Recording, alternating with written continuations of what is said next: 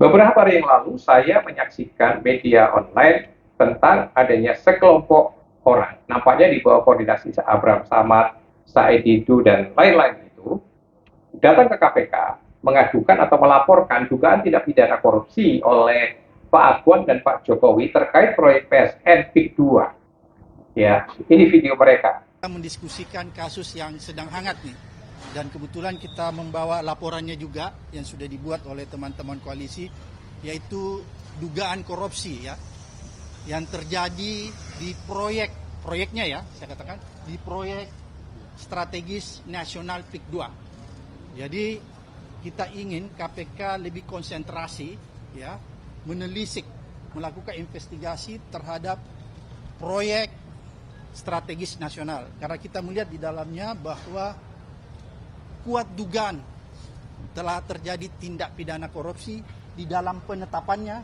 sebagai proyek strategis nasional. Karena KPK punya kewenangan untuk melakukan pemeriksaan terhadap penyelenggara negara, baik yang ada di tingkat daerah maupun yang ada di tingkat pusat.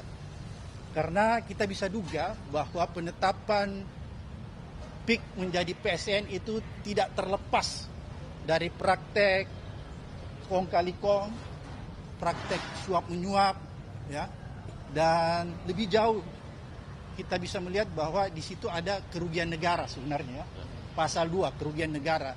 Oleh karena itu ini menjadi kewenangan KPK, dan kita sudah sampaikan langsung kepada pimpinan KPK. Data-data yang kita punya cukup banyak, kita sudah kolek dalam satu sistem, sehingga begitu dibutuhkan kita bisa langsung mendistribusikan kepada KPK untuk membantu KPK melakukan penyelidikan lebih cepat.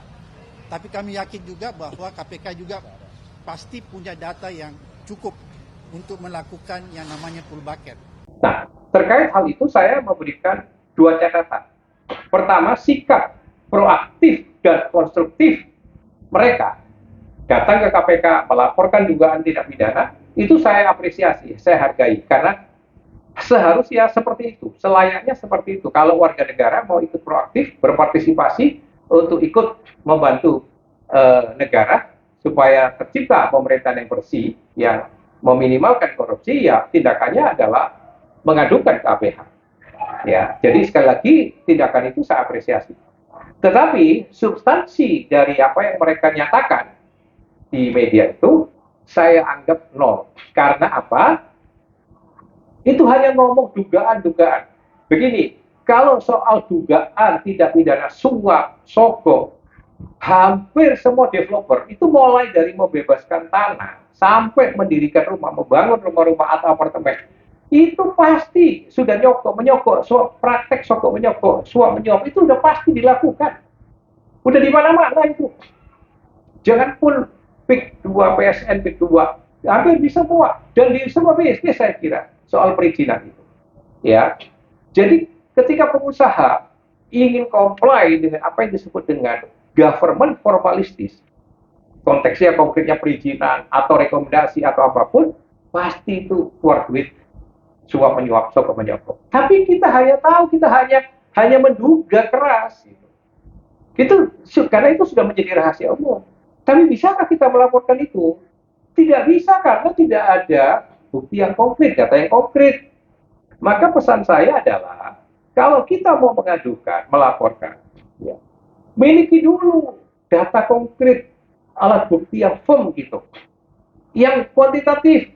Kapan itu praktek suap menyuap antara Pak Agwan dengan Pak Jokowi dilakukan? Berapa nilai suap yang diberikan oleh Pak Agwan kepada Pak Jokowi?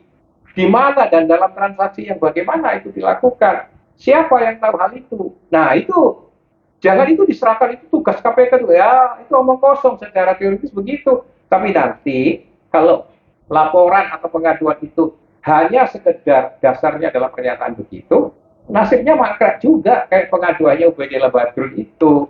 Karena KPK akan mengatakan, ya nanti lidik penyelidikan.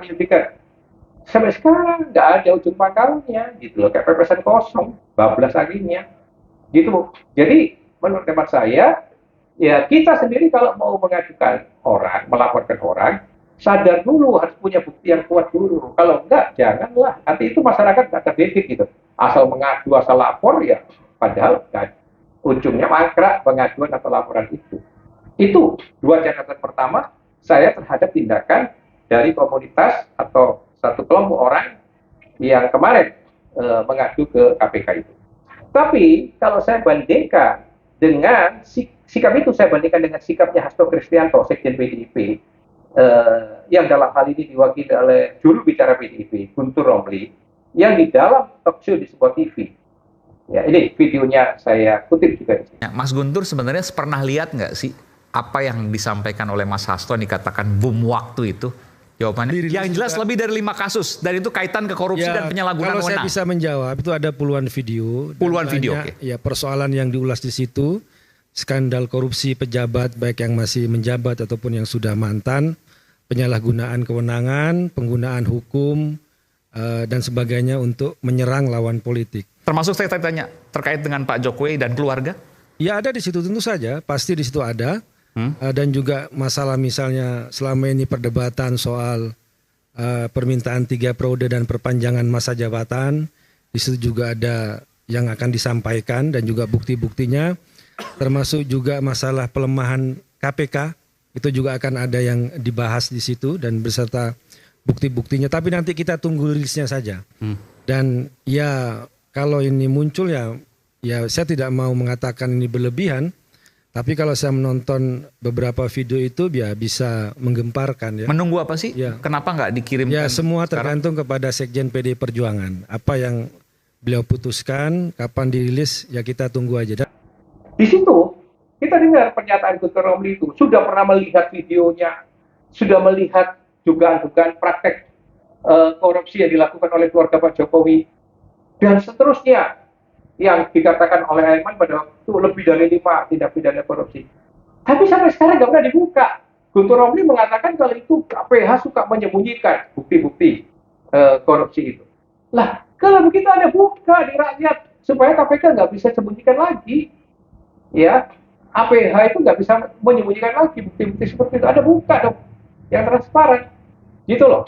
Sekali itu sebenarnya ya Hasto, Anda, Koni, yang sudah tahu adanya kejahatan, katanya lebih konkret buktinya, datanya, ya kan? Tapi Anda hanya menyimpan, hanya nge-bluffing, tapi tidak melaporkan kepada APH. Sebenarnya secara hukum itu juga udah dapat dipertanggungjawabkan. Secara moral, orang-orang yang punya bukti kejahatan tadi menyimpan itu sebenarnya juga sama dengan penjahat gitu. Jadi masyarakat tidak terdidik dengan sikap pecundang, sikap pengecut semacam itu. Ya, jadi kedua-duanya ini, satu, nggak punya alat bukti yang kuat, nggak punya data yang konkret, nekat mengadu melaporkan. Yang satu katanya punya data konkret, punya bukti-bukti kuat, tapi nggak pernah mengadu, nggak pernah melaporkan. Dua-duanya sikap yang salah, sehingga masyarakat tidak terdidik dengan baik dan benar. Kalau kita mau memberikan edukasi kepada publik, bagaimana sikap hukum yang baik dan benar, ya konstruktif positif memang boleh proaktif melaporkan mengadu, tetapi jangan main asal adu dan asal lapor.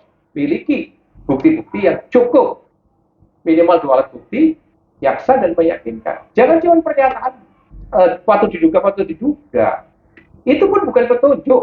Kalau petunjuk itu nanti hakim merangkai fakta-fakta itu, apakah itu bisa dijadikan petunjuk atau tidak. Tapi kalau cuma sekedar patut diduga, itu hanya omong-omong, gitu loh. Dan itu tidak bisa dijadikan dasar hukum untuk melapor atau mengadu. Sebab itu nanti mubasir. Dan sekali lagi, dua sikap ini tidak cukup mendidik dengan baik pada masyarakat. Itu catatan saya dan salam merah putih.